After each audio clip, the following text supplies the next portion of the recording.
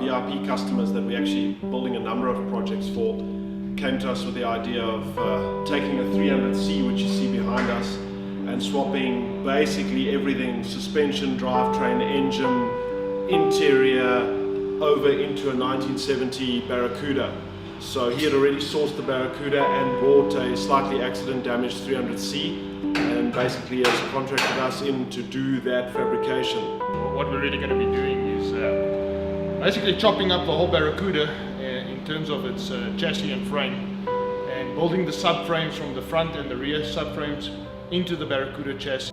It's probably one of, or is going to be the biggest project that we've undertaken. We're very excited about it.